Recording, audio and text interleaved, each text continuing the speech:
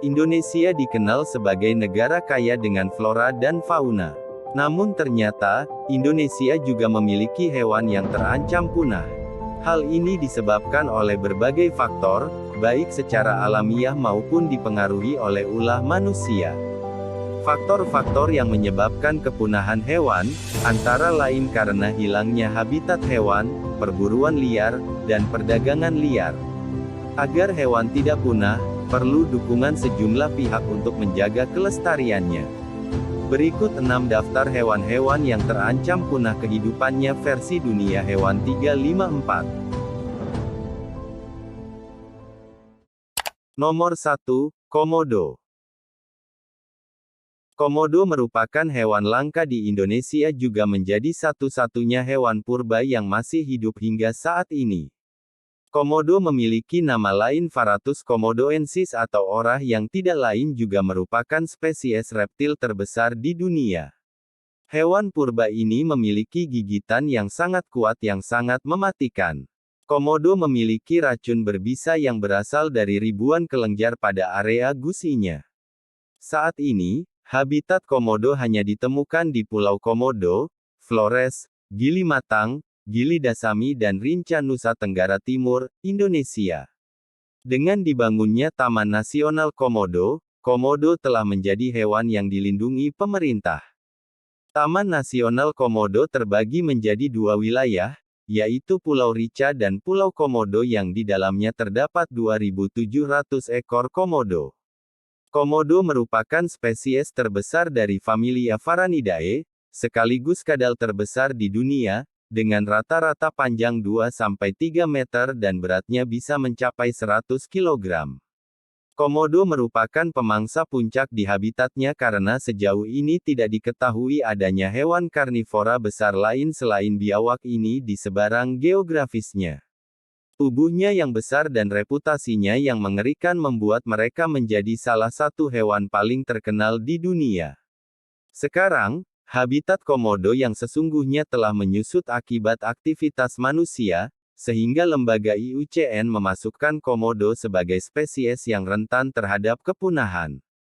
Biawak komodo telah ditetapkan sebagai hewan yang dilindungi oleh pemerintah Indonesia dan habitatnya dijadikan taman nasional, yaitu Taman Nasional Komodo, yang tujuannya didirikan untuk melindungi mereka.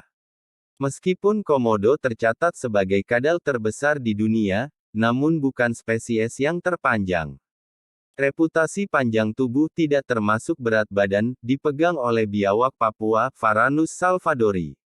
Komodo jantan lebih besar daripada komodo betina, dengan warna kulit dari abu-abu gelap sampai merah batu bata, sementara komodo betina biasanya berwarna hijau kecoklatan dan memiliki bercak kecil kuning pada tenggorokannya.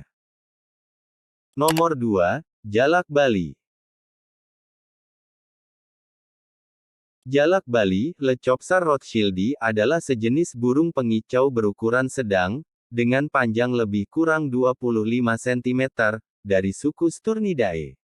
Ia turut dikenali sebagai curi ketimbang jalak. Jalak Bali hanya ditemukan di hutan bagian barat Pulau Bali dan merupakan hewan endemik Indonesia. Burung ini juga merupakan satu-satunya spesies endemik Bali dan pada tahun 1991 dinobatkan sebagai lambang fauna Provinsi Bali. Jalak Bali ditemukan pertama kali pada tahun 1910.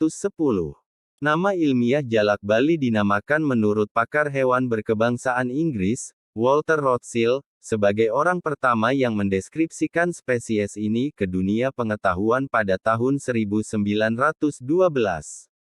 Kicauan jalak memiliki suara yang khas berupa campuran siul yang memiliki jeda nada beberapa saat dan suara lengkingan. Burung ini tergolong burung bersuara ribut, dan berceloteh keras, terkadang meniru suara burung lainnya. Jalak Bali menyukai habitat hutan mangrove, hutan rawa, hutan musim dataran rendah dan daerah savana. Penyebaran jalak Bali secara alami hanya terdapat di Taman Nasional Bali Barat (TNBB). Selain itu, penyebaran jalak Bali terdapat di daerah Tegal Bundar, Lampu Merah, Batu Gondang, Prapat Agung, Batu Licin, dan Teluk Brumbun. Data terakhir yang dikumpulkan oleh P. Bali Barat pada tahun 2006 hanya ditemukan 6 ekor. Lalu, pada tahun 2009 Kenurik 2009, mencatat di Pulau Nusa Penida tercatat sebanyak 65 individu dewasa dan 62 juvenile. Saat ini, tercatat 115 individu burung jalak ini, dan diperkirakan itu adalah jumlah maksimum, maka dari itu jalak Bali dinobatkan sebagai hewan yang terancam punah kehidupannya. Di habitat alaminya jalak Bali termasuk jenis burung yang suka terbang secara berombongan. Pada musim kawin yang berlangsung antara bulan September-Desember mereka terbang secara berpasangan sambil mencari makan. Satwa ini membuat sarang di dalam lubang-lubang pohon pada ketinggian 2,5-7 meter dari tanah. Jalak Bali mempunyai aktivitas harian yang sama, yaitu setelah matahari terbit yaitu pada pukul 5 sampai pukul 5.30 WITA mereka mulai terbang secara berkelompok menuju tempat makan minum, dan mereka kembali menuju tempat tidur sebelum matahari terbenam yaitu pada pukul 14.30 waktu Indonesia Tengah. Kegiatan harian ini akan berhenti sama sekali pada pukul 18.45 waktu Indonesia Tengah. Satwa ini suka bermain air untuk membersihkan badannya. Setelah itu, mereka mengeringkan tubuhnya dengan cara menggigit-gigit bulunya satu persatu. Pengeringan bulu ini dilakukan dengan berjemur sinar matahari dan bertengger di ranting-ranting pohon. Bulu-bulunya akan mengering dan kembali mengkilap bahkan semakin bercahaya. Nomor 3, Orang-utan Kalimantan. Orang-utan Kalimantan, Pongo pygmaeus, adalah spesies orang-utan asli Pulau Kalimantan. Bersama dengan orang-utan Sumatera yang lebih kecil, orang-utan Kalimantan masuk ke dalam jenis pongo yang dapat ditemui di Asia. Orang-utan Kalimantan memiliki lama waktu hidup selama 35-40 tahun di alam liar, sedangkan di penangkaran dapat mencapai usia 60 tahun. Orang-utan Kalimantan, Borneo, Pongo pygmaeus, termasuk ke dalam famili Hominidae dengan penyebaran di Kalimantan, Indonesia, Sabah dan Sarawak, Malaysia. Orang-utan Kalimantan adalah salah satu dari 44 satwa endemik Indonesia yang ada di Kalimantan. Orang-utan Kalimantan terbagi dalam 3 subjenis berdasarkan variasi morfologi dan genetik yaitu, Pongo pygmaeus pygmaeus di bagian barat Laut Kalimantan dan Sabah Pongo pygmaeus wurbi, di bagian barat daya Kalimantan, dan Pongo pygmaeus morio, di bagian timur Kalimantan dan Sabah. Orang-utan Kalimantan memiliki warna rambut yang lebih gelap dan tubuh yang lebih besar dibanding orang-utan Sumatera. Tingkah laku orang-utan Kalimantan di alam yaitu bergerak lebih lambat dan sering melakukan aktivitas turun dari pohon dan menginjak tanah. Orang-utan Borneo adalah bagian dari keluarga besar kera dan merupakan mamalia arboreal terbesar. Satwa ini memiliki rambut panjang dan kusut berwarna merah gelap kecoklatan, dengan warna pada bagian wajah mulai dari merah muda, merah, hingga hitam.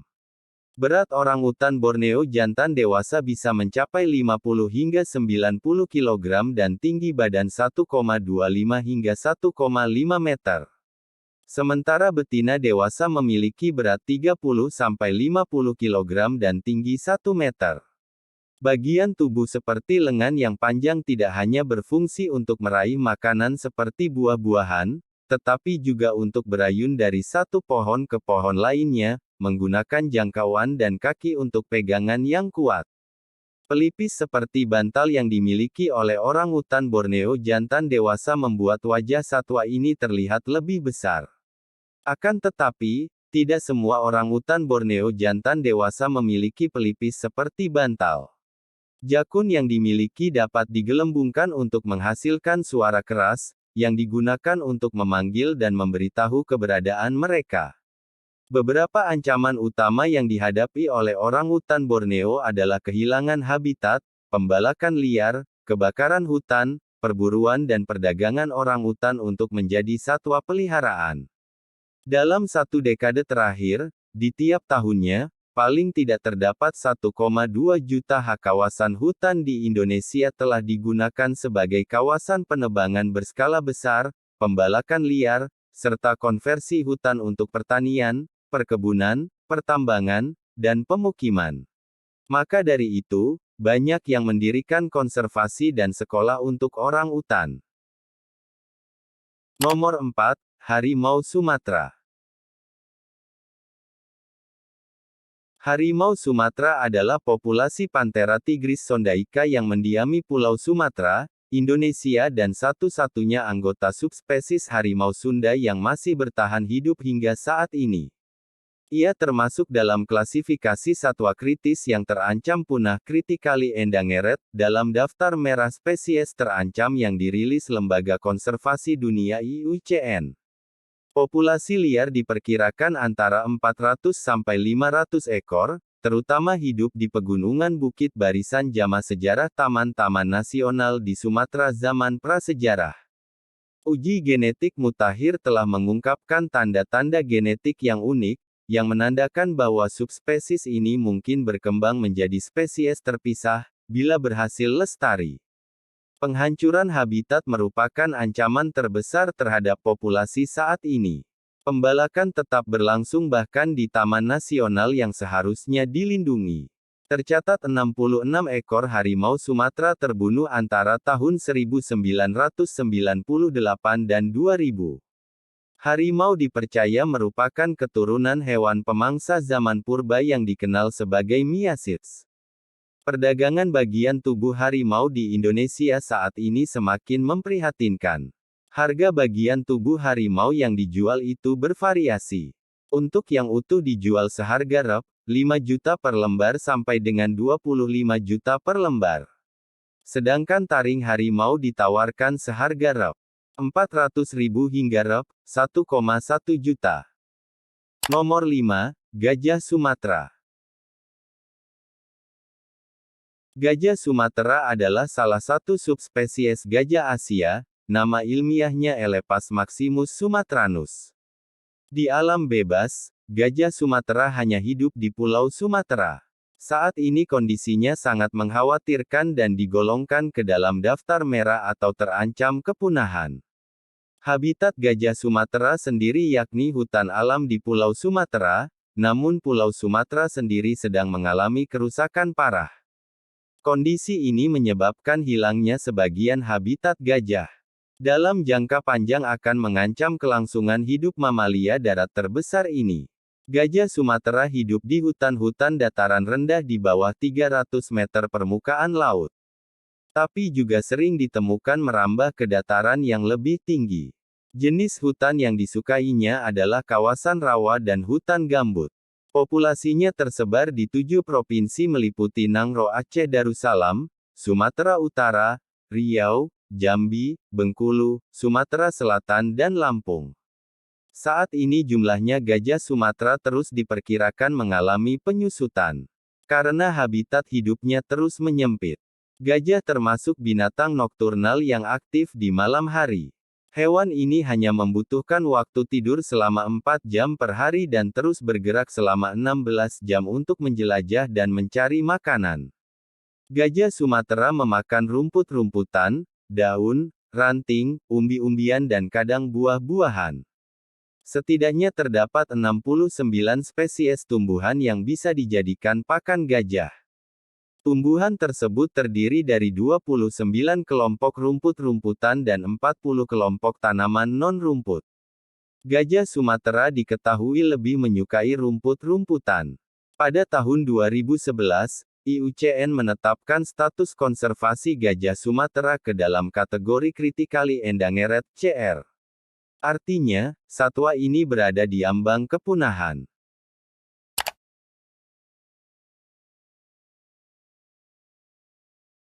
Badak Jawa, disebut juga badak Sunda sesuai dengan nama latinnya, atau badak bercula satu adalah sebuah anggota famili Rhinocerotidae dan merupakan salah satu dari 5 spesies badak yang masih ada. Badak India, yang berbagi genus yang sama, memiliki kulit bermosaik yang menyerupai baju baja, yang walaupun lebih besar, bermiripan dengan badak Jawa. Badak Jawa dapat memiliki badan dengan panjang 3,1-3,2 meter dan tinggi 1,4-1,7 meter. Badak Jawa memiliki ukuran kula terkecil dibandingkan dengan kula spesies-spesies badak lainnya, sedangkan badak Jawa betina tidak memiliki kula sama sekali. Badak Jawa pernah menjadi salah satu badak yang paling tersebar luas di Asia, di mana populasinya dahulu tersebar luas di Asia Tenggara, India, dan Tiongkok. Kini, badak Jawa statusnya terancam kritis karena populasinya yang sedikit di alam bebas dan ketidakadaannya di kebun binatang manapun. Berkurangnya populasi badak Jawa dapat diakibatkan oleh pemburuan, terutama karena culanya yang dianggap berharga dalam pengobatan tradisional Tionghoa, yang dapat berharga $30.000 per kilogram di pasar gelap. Oleh sebab itu, badak dikategorikan hewan yang diambang kepunahan, karena jumlahnya yang kian sedikit. Demikianlah jenis-jenis hewan yang diambang kepunahan versi Dunia Hewan 354, semoga bermanfaat dan terhibur ya guys, jangan lupa like, komen dan subscribe ya guys.